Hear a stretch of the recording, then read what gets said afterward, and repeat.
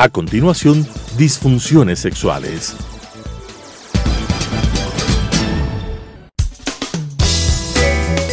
Clasificación A. Apto para todo público.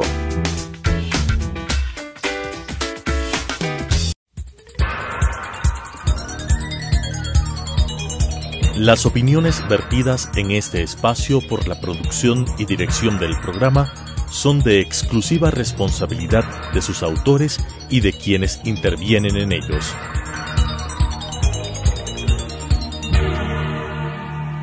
Telesucesos, Canal 29, UHF presenta Disfunciones sexuales. Un capítulo de la medicina sexual es el estudio y conocimiento del anormal funcionamiento sexual del hombre, la mujer y la pareja, su correcto diagnóstico, sus soluciones y tratamientos. Con la dirección del Dr. Augusto Díaz. Disfunciones sexuales. Gracias, buenos días.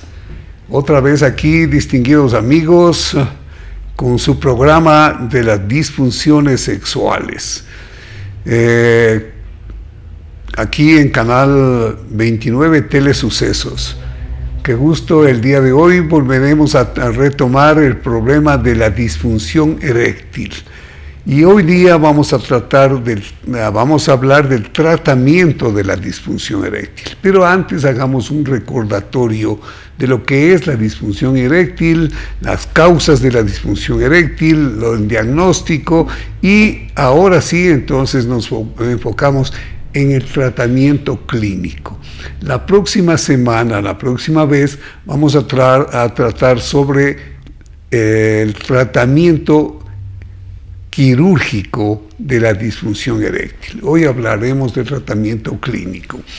Bueno, como nosotros ya sabemos, la disfunción eréctil es la incapacidad para obtener y para mantener una erección rígida, suficientemente rígida, para poder penetrar y para poder tener un acto sexual completo y agradable.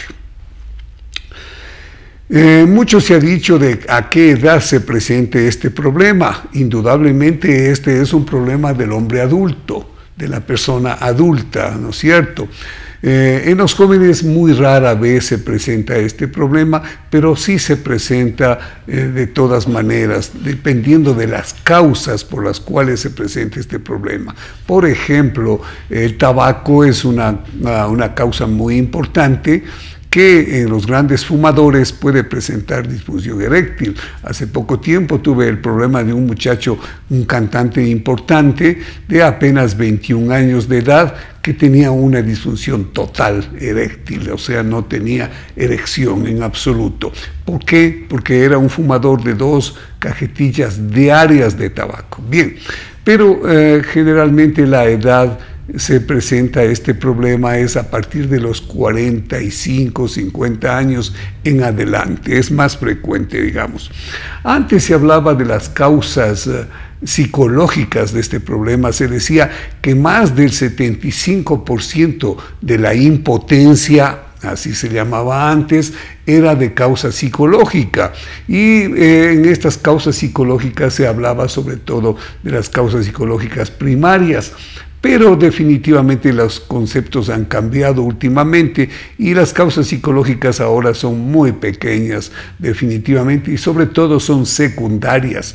Digamos, el problema es generalmente orgánico y a este problema orgánico se añade un problema importante, que es el problema de la preocupación, que es el problema de la psicosis, del problema psicológico, ¿no es cierto?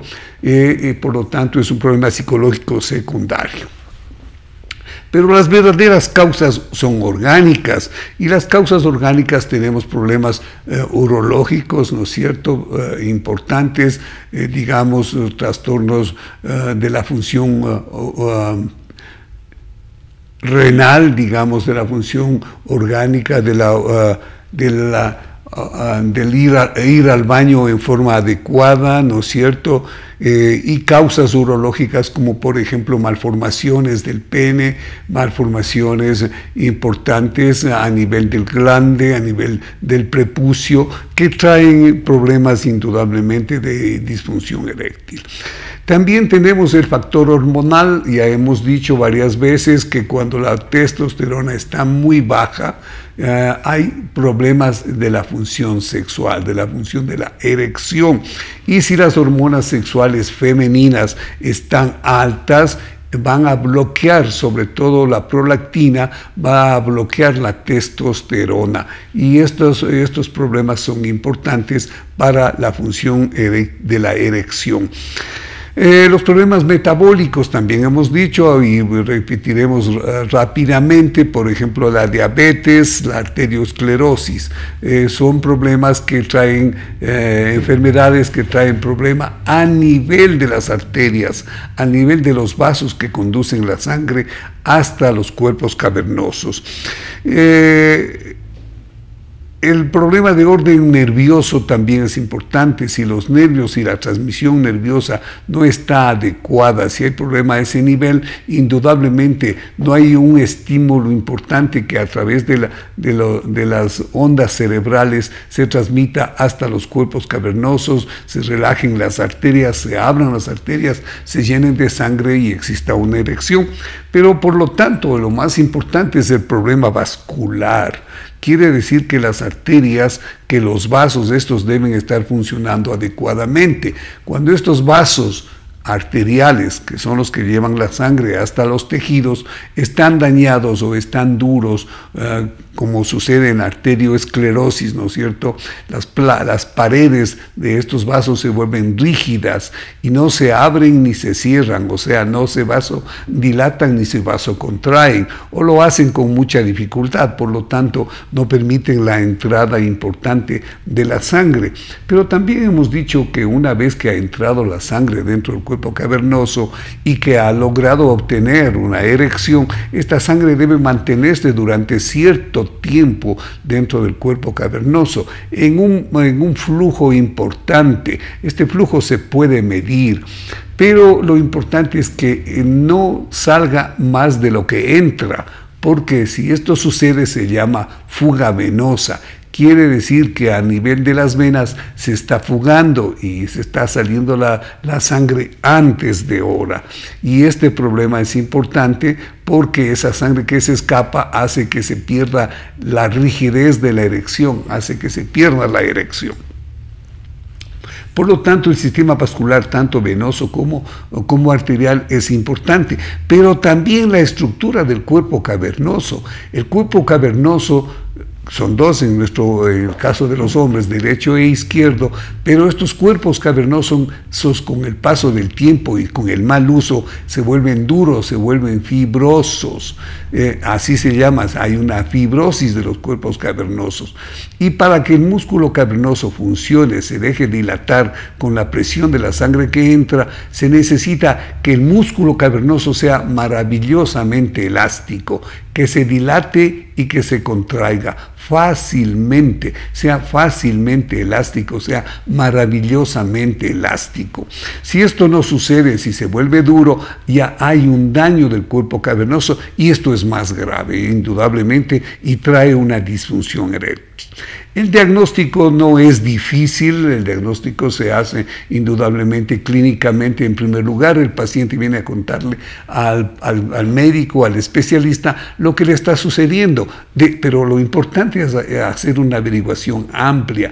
¿Cuándo comenzó? ¿Cómo comenzó? ¿Con qué se agrava? ¿Con qué se mejora? Si esto es con todas las parejas, ¿no es cierto? Esto se llama anamnesis, ¿no? O sea, las preguntas que uno hace al paciente, el paciente lo que le responde a uno, lo que le cuenta a uno es muy importante.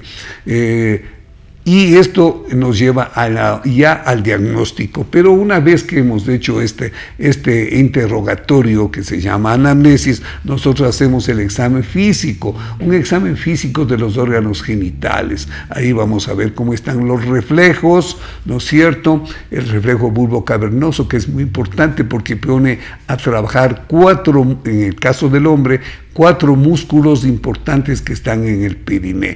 2 al lado derecho, 2 al lado izquierdo, el bulbo cavernoso y el isquio cavernoso. Así se llaman estos 2 músculos, que hay 2 al lado derecho y 2 al lado izquierdo. Indudablemente estos mejoran y ayudan a la erección. Por lo tanto, nosotros recomendamos la gimnasia de estos músculos para que se mejore la erección. Indudablemente, a más de esto, del examen físico, en el examen físico vamos a ver la dureza, como habíamos dicho, la elasticidad del cuerpo cavernoso. Vamos a ver, además de eso, si hay una suficiente turgescencia. Turgescencia es la respuesta a la presión que nosotros hacemos, es decir, que hay una respuesta importante, como cuando usted toca un bleris, ¿no es cierto?, un balón, y hay una respuesta a su presión.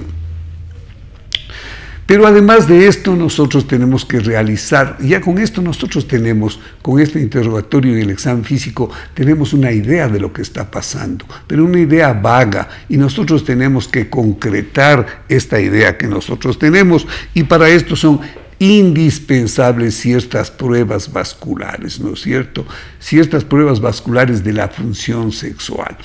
Ahí tenemos 5 pruebas que ya les hemos contado. La primera, para medir la sensibilidad del pene. Si está perdida la sensibilidad, indudablemente no llega el estímulo nervioso cerebral con toda la intensidad que debe llegar, y por lo tanto no hay erección.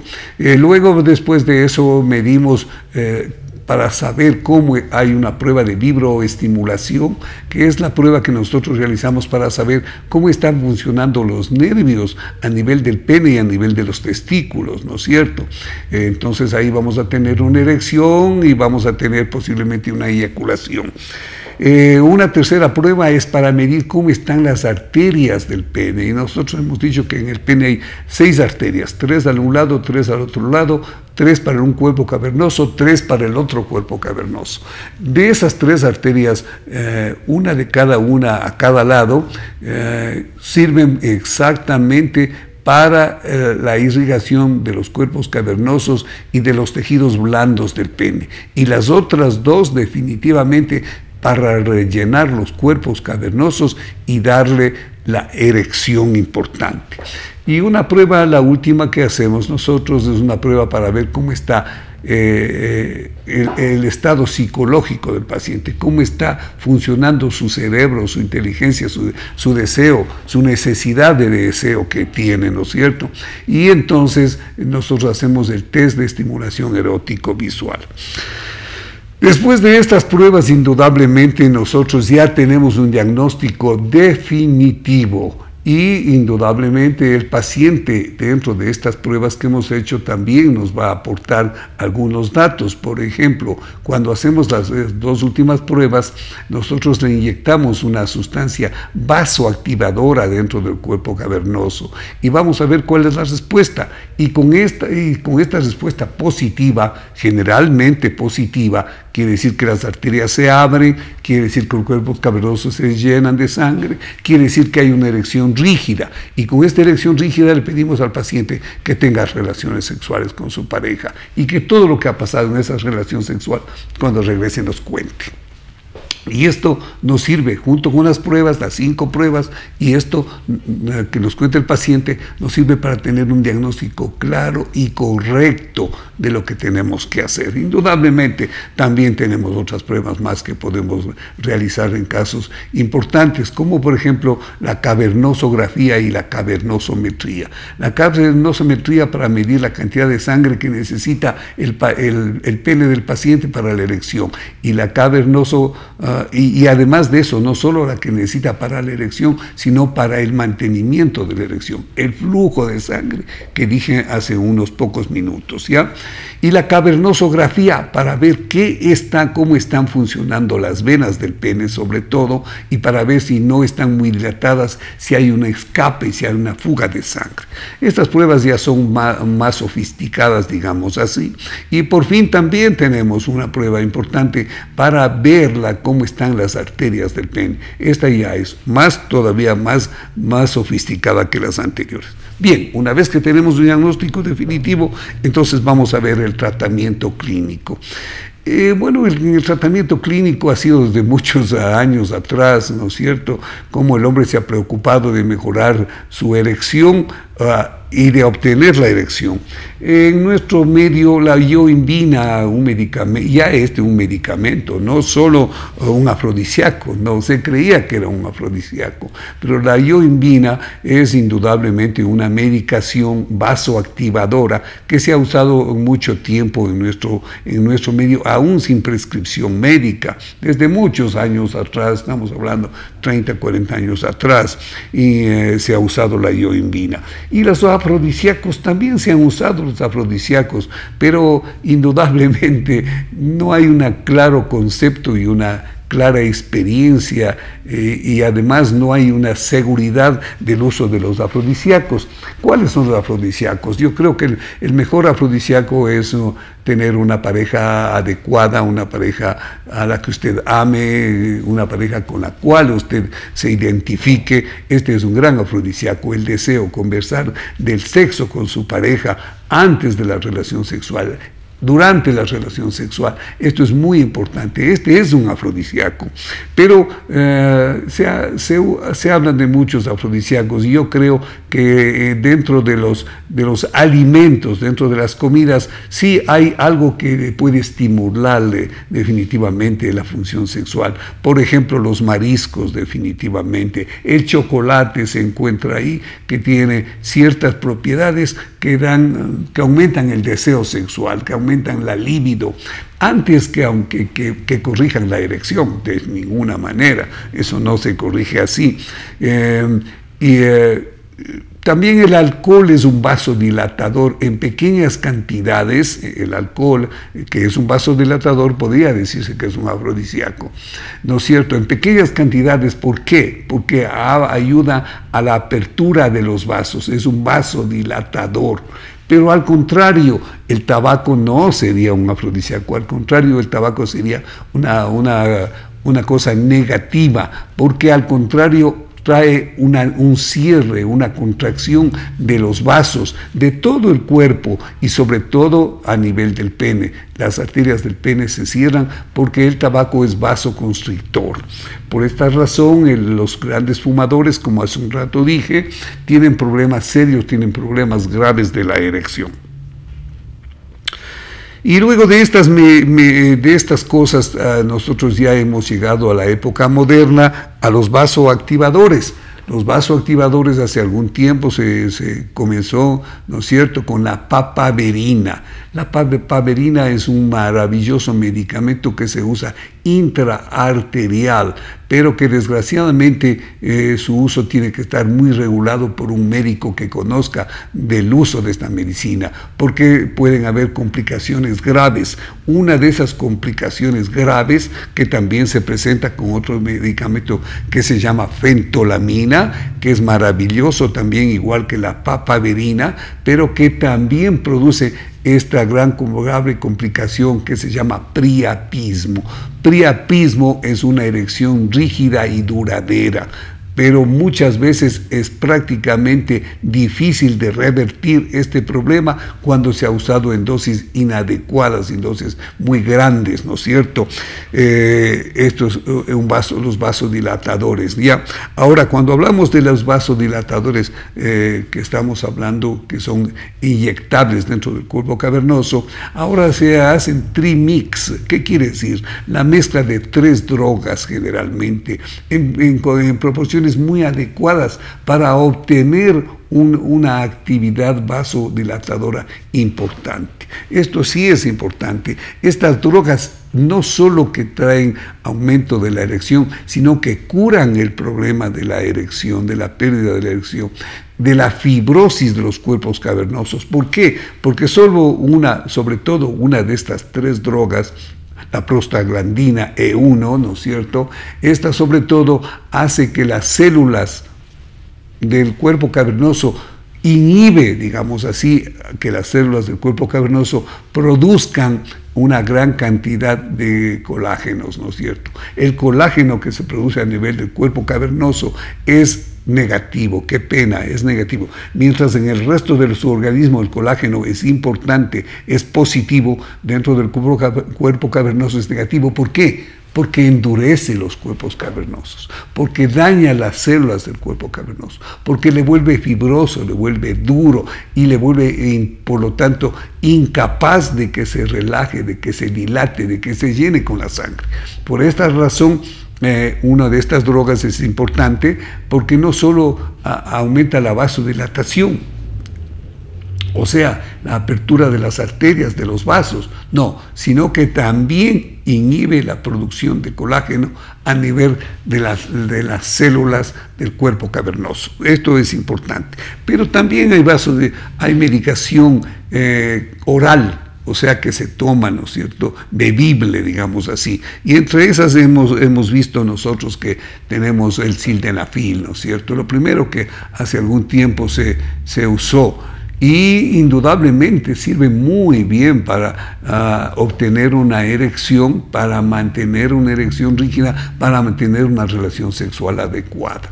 Esta es una medicación muy útil, pero que no cura, desgraciadamente no cura nada, sirve solamente para pasar un buen momento, ¿no es cierto?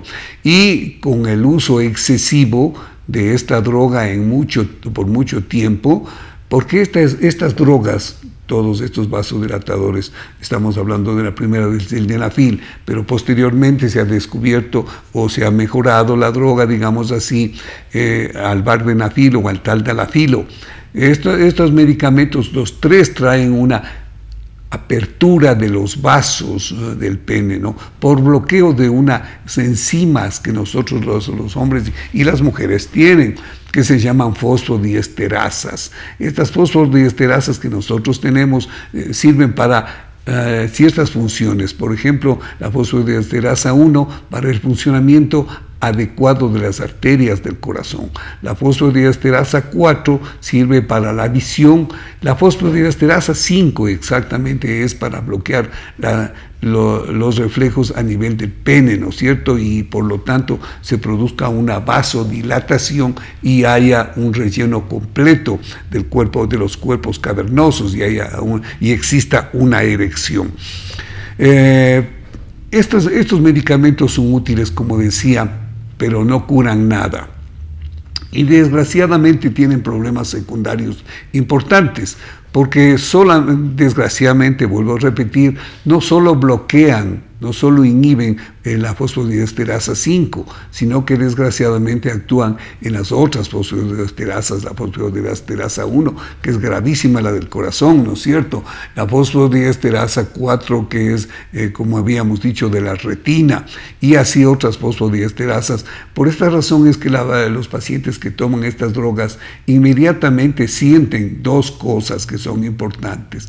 Una sensación de calor en la cara y en el cuerpo, eso se llama rubicundez, ¿no es cierto? Se vuelve rojo, se vuelve caliente, no sabe qué es lo que le pasa, y aparecen también dolores en el cuello, dolores en los brazos, dolores en la espalda. Esto es justamente porque la fosfodiesterasa 6, que es de los músculos, también se bloquea. Entonces, por lo tanto, estas drogas tienen una acción vasodilatadora importante, pero también tienen efectos negativos. Ahora, el problema de estas drogas también es que una vez que no curan nada, que solamente disminuyen los problemas, disminuyen el problema, ¿no es cierto?, pero no curan nada definitivamente, estas drogas Por esa razón se necesita usar cada vez en mayor cantidad. Y este es un problema que está diciendo claramente que no cura y que por esa razón se vuelve en una droga que trae problemas importantes, falta de curación.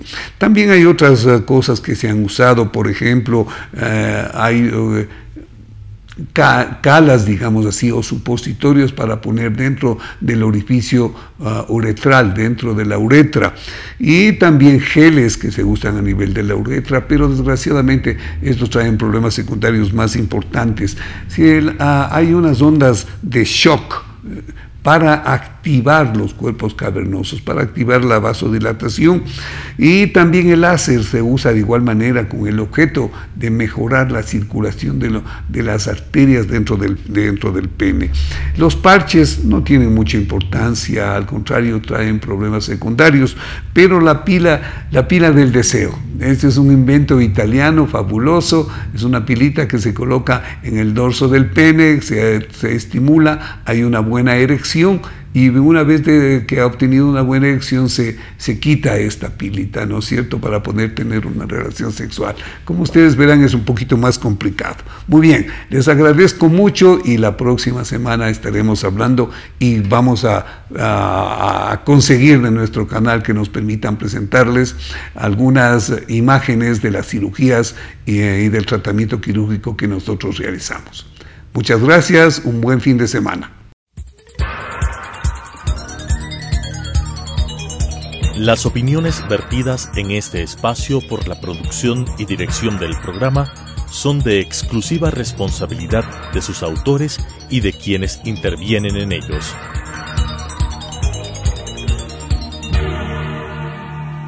Telesucesos Canal 29 UHF presentó Disfunciones Sexuales. Un capítulo de la medicina sexual es el estudio y conocimiento del anormal funcionamiento sexual del hombre, la mujer y la pareja, su correcto diagnóstico, sus soluciones y tratamientos. Con la dirección del Dr. Augusto Díaz. Disfunciones Sexuales.